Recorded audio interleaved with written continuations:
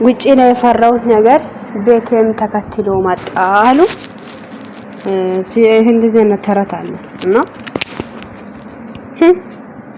እኔ ግን ማለት ነው ከዚህ በፊት ራሱ የሆነ ትንሽ ፈሪቼ ነበር ውዶች፣ የሆነ ሲነግራቸው እና ሄርሜላ አመጣጥ ግን እሷ እንደ ወንድም ነው የቀረብኩት ነው ያለችው አይደል? ባይዘውና ማለት ነው ባይዘው ሴትና ወንድ ተገናኝቶ እንዴት ነው እኔ ወንድ እንደ ጓደኛ ወይም እንደ ወንድም እንድታይ ሆኖ የሚፈልጉ ይባል አለ እንዴ? እንደዚህ ይባል አለ? ኔቨር። እንኳን አፋቀርሽ ፍቅር ቦታ ያውቅ ቦታ አይመርጥም። አልሰድባትም እኔ ሀቅ ነው እግዚአብሔር አልሰድባትም። ምን አገባኝ? ለምን ነው የምሰድባት? ለምን ግን ሼም ነው። ባል ወይም ፍቅረኛ ያለው በዛውን ልጅ ወልዷል። የልጅ አባትን አፍቅረሻል። እኔ እንጃ አላቅም። ፍቅር ይሄ አባቱ ነው ይሄ ልጅ ነው ብሎ ማይመርጥ ከሆነ እኔ አንዳንዴ ማለት ነው ውዶቼ አብርሽናና ሩታን ሳየው የሆነ ፍቅረኛ ይቅርና ትዳር የተባለ ነገር ዞር ብዬ እንዳላ ያረጋኛል። ገባችሁ? እንዳናስብ ራሱ ማለት ነው ጭንቅላታችን ውስጥ ስለ ፍቅር ራሱ እንድናስብ የማይሰጠው ነገሮች አሉና ደግሞ እነ ቡራና እነ ሄሚዬ ጋር ሲመጣ ፍቅር ያስጨውጠኛል። ጉድ ነው ዘንድሮ። ወይኔ ወይኔ ወይኔ። ሲጀመር ባል ልጅ ማለት ወንድ ልጅ ከተሳሳ ሴት ልጅ መከራ ካልመለሰች፣ ሴት ልጅ ደግሞ ስትሳሳ ወይም ሚስት ስትሳሳት ባሉ መከሯ ካልመለሰላት፣ እንደዛም ደግሞ ሁለቱም በቃ አንድም የሚሄደው መንገድ ጥሩ አይደለም። ገባችሁ አይደል? ሩታ አሁን ላይ ደግሞ አብረሽ ላይ በቃ ቆማለች።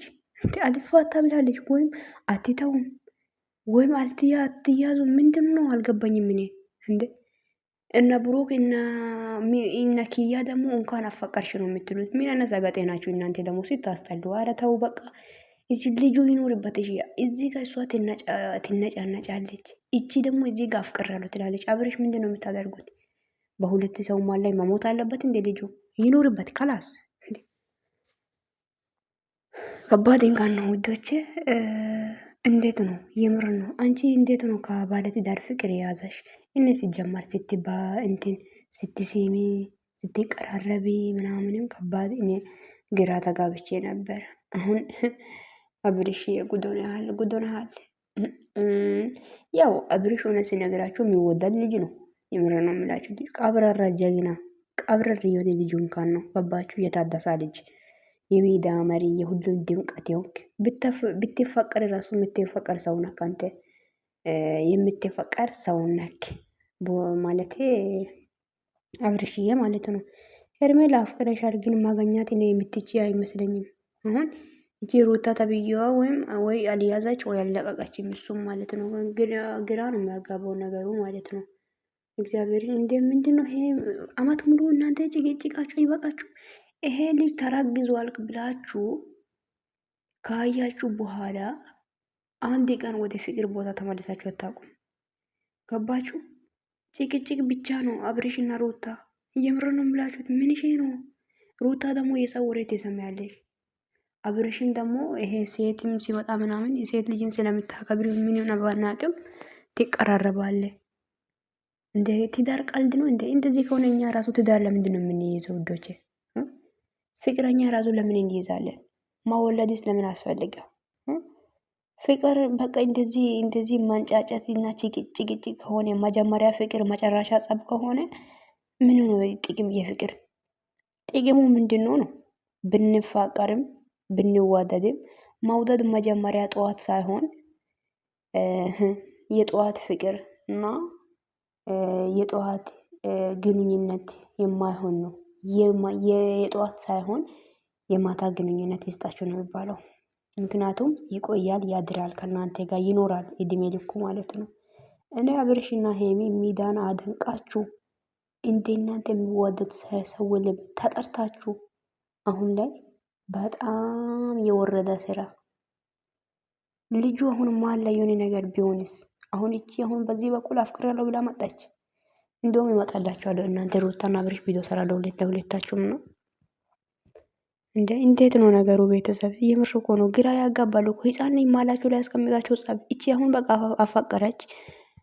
አብርሽ ምንድን ነው የምትለው እንዴ? ምንድን ነው የምትለው? እሺ ትላለ ነው እምቢ ነው የምትለው እንዴ? አንተም እኮ ተቸገርኩ እኮ የኔ አባት። የምር ነው እኔ ያሳዝነኛል አብርሽ ዝም ብሎ ማለት ነው። ለምንድን ነው አላውቅም።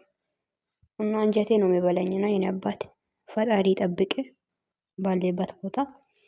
ይሄ ሴቶችን እኮ ማቀራረብ ለዚህ ነው ክፉ። ሴቶችን አትቀረብ። መልካም ትሁን ክፉ ትሁን ሳታውቅ።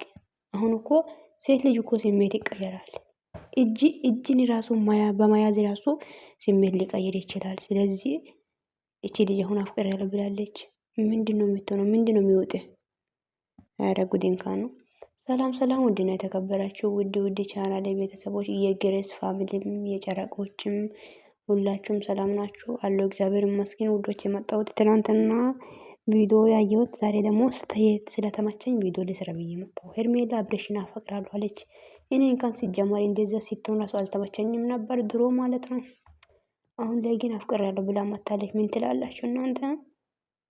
ጉድ አይደለ? ጉድ ነው። አይ ማጠብቁት ነገር እኮ ነው። ማጠብቁት ይሆናል ብላችሁ ማታስቡት ነገር በኢየሱስ ስም እና አፍቅሬያለሁ ብላ መታለች። ምን ትላላችሁ? አንዳንዶች እኮ አብሮ ቢሆኑ ደስ ይላል የምትሉ ሰዎች ልትኖሩት፣ እኔ ራሱ ደስ ላይ ነበር አብሮ ቢሆኑ። ግን አብርሽ እኮ አሁን ላይ ልጅ አለ፣ ሚስት አለ። ግን ሚስት ራሱ ባታከብርም ያው እንጃ። የምር ነው አብርሽ። ሩታ በጣም እየገፋሽ ነው አብርሽን። እግዚአብሔርን ማለት መተዋትቺም እንደ አንቺ ነገር እኔ ያልገባኝ ነገር አልፈረድብሽም። ምን እንዳለ ላውቅ አልችልም። ነገር ግን የምር አራ ይደብራል። የምር ነው። አትግፊ በቃ። ማጋፋት ትዳር እኮ ነው እንደ ይቅርታ ማለት ይልምደባችሁ። በቃ ሁለታችሁም ውስጥ ላይ ይቅርታ የሚባል ነገር የለም እኮ። ማጣላት፣ ማጋጨት፣ ማይሆን ነገር ማፍጠር ነው። በቃ ይሄ ነው የእናንተ ሀሳብ። ምንድን ነው? ምንም አያምርባችሁም። እግዚአብሔርን ሩታና አብርሽ ይሄን አስታውሱ። ተው ተው ተው ተው ተው። እና ውዶቼ ወዳችኋለሁ። ቪዲዮ ላይክ ሼር አድርጉ። አረ በፈጠራችሁ ሄርሜላ፣ አንቺ ደግሞ አርፈሽ ተቀመጭ እንደ የምንም ፍቅር የለም። እና አቤላ ደግሞ አታሽቃብጡ። እናንተ ደግሞ እንኳን አፋቀርሽ ምናምን አትበሉ። እንደ ምን ማለት ነው? ምን ማለት ፈልጋችሁ? ህይወቱ እኮ እየተበጠበጠ እኮ ነው ያለው። ገባችሁ እንደ ህይወቱ እኮ ነው፣ ትዳር እኮ ነው፣ ልጅ እኮ ነው። ለቀልድ ነው እንደ ለእናንተ ደግሞ እንኳን አፋቀርሽ ምናምን። ለማንኛውም ወዳችኋለሁ። መልካም ቀን ይሁንላችሁ። ሀሳብ አስተያየታችሁ ኮሜንት ስር አስቀምጡልኝ። ባይ